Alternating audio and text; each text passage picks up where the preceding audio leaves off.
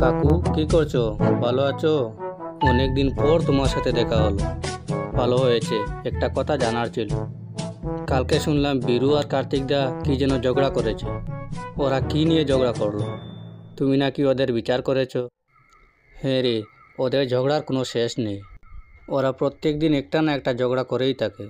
শুনবি তাহলে কি ঝগড়া করেছে ওরা?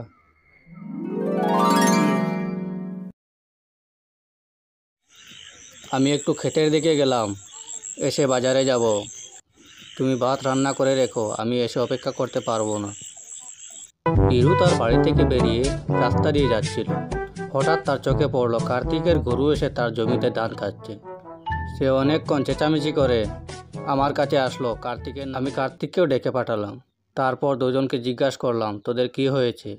তখন বীরু বলল, মাতবর সাহেব, কার্তিকের গরু আমার অনেক ধান খেয়ে ফেলেছে, আমি এর জরিমানা চাই। মাতবর সাহেব, আমি মানছি আমার গরু বীরুদার ধান খেয়েছে, কিন্তু বীরুদা আমার গরুকে যেভাবে মেরেছে, আমার গরুর ক্ষতিপূরণ চাই। তখন আমি তো অবাক, কার কাছ থেকে কাকে জরিমানা দেব? দুজনেই তো জরিমানা চাচ্ছে, একজন ধানের ক্ষতিপূরণ আর আরেকজন তার গরুর ক্ষতিপূরণ। তখন আমি একটা বুদ্ধি করে বললাম, বীরু, তুই কার্তিকের গরুকে মেরেছিস, তাকে তুই 500 টাকা জরিমানা দে।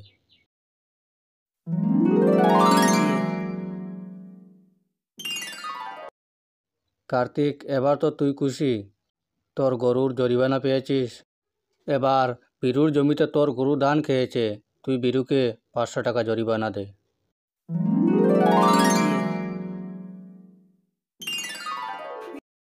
এখন তো দুজনেরই জরিমানা পাওয়া হয়ে গেছে, দুজন এবার বাড়ি যাও। আবার যদি শুনি যে ঝগড়া করেছো, তাহলে অনেক খারাপ হবে। তারপর আমি আমার বাড়ির দিকে রওনা হলাম।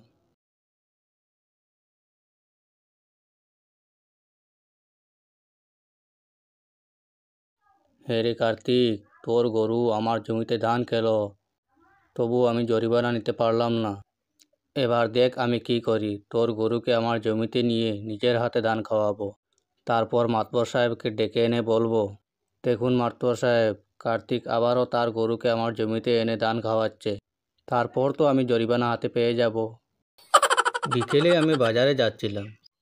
হঠাৎ দেখি কার্তিকের গরু বীরু তার জমিতে এনে ধান খাওয়াচ্ছে। তখন বীরুকে জিজ্ঞাসা করলাম, কী রে, কালকে তো দুজন খুব ঝগড়া করলে, আজকে দেখছি কার্তিকের গরুকে তুই নিজের হাতে ধান খাওয়াচ্ছিস, ব্যাপার কি? তখন বীরু আমাকে সব সত্যি কথা খুলে বলল। আমি চেয়েছিলাম কার্তিকের কাছ থেকে জরিমানা নিব, কিন্তু আমি নিজেই ধরা পড়ে গেছি। শুনলে তো ওদের গল্প, বেশি চালাক হলে নিজেরই ক্ষতি হয়। বীরুদা মনে করছিল কার্তিকের গরুকে তার জমিতে রেখে তোমাকে দেখাবে, কিন্তু তা তো হলো না, তার নিজেরই ধান ক্ষতি হলো।